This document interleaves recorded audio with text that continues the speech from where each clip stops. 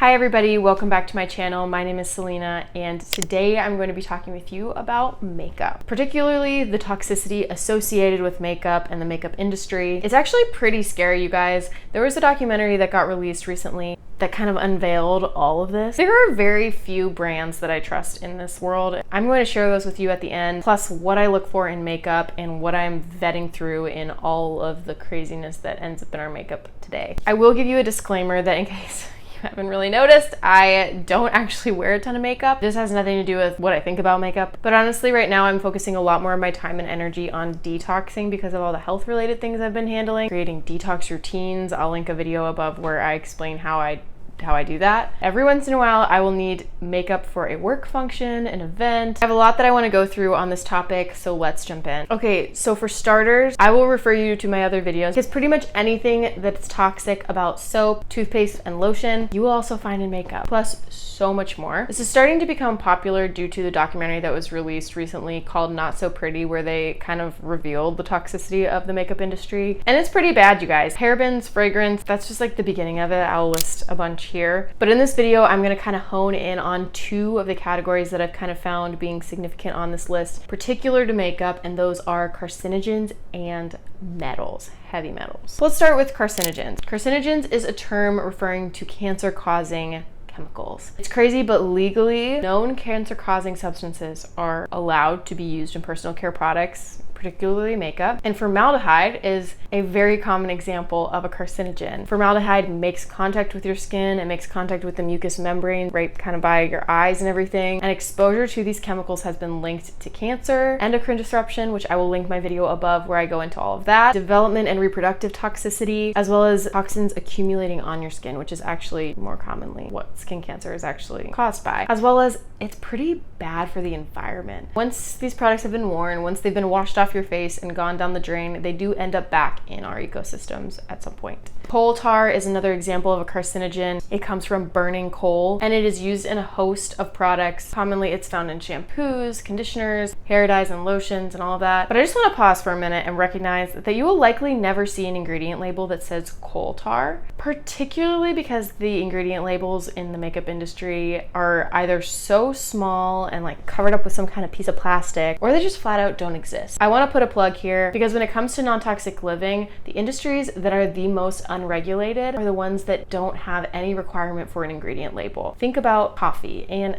alcohol. And actually, what do you know? Makeup. Look for those labels, you guys. That's going to be a big deal. This kind of leads into my second point because even if you don't have an ingredient label, because of how the ingredients specifically in makeup are sourced, since they're powdered, since they come from rocks, you often can't just go based on what the label actually says. Because it's also how those ingredients on the label were treated and were sourced. An example of this is coal tar. It's used in all these cosmetic products and it actually has the potential to carry heavy metals. These heavy metals, once they are absorbed into the skin, are toxic to the brain and can lead to cancer in your body. But let's go a little bit deeper. Number two is heavy metals. And so what is a heavy metal? Heavy metals are basically metals, elements that are found naturally in nature, but we are not naturally exposed to them. So if you think of things like lead, mercury, arsenic, aluminum. Many personal care products and cosmetics today have heavy metals in them. They're very common in makeup. And just for a little backstory, Flint, Michigan, if you ever heard the story of their whole water fiasco, they found out that there was lead in their water. Water was such bad quality,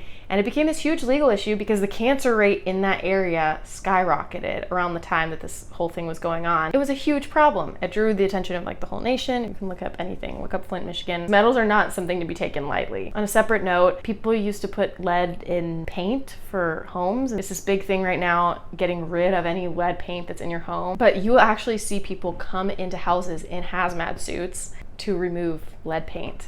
And this is stuff that people are just readily putting all over their face and skin on a daily basis. You guys kind of think about it that way, metals are a pretty big deal. They are found in lipstick, foundations, sunscreen, nail polish, mascara, eyeliner, and so much more. Some of these metals are intentionally added, but a lot of them are unintentionally added. They were literally contaminants in the ingredients that are listed on that label. And again, exposure to these metals has been linked to reproductive, immune, and nervous system toxicity. So whether it's arsenic, cadmium, chromium, cobalt, lead, mercury, aluminum. Talking about heavy metals is really important when you come into the health space because it is the root cause of a lot of people's health conditions. I will link my parasite video above where I go into how your body's affected by heavy metals and how your body actually kind of compensates for it in a way, but it can lead to these kind of chronic symptoms that end up kind of wreaking havoc on your health. Let this be my invitation for a detox, invitation to find good brands and to be cautious. A few brands that I trust, I will link below.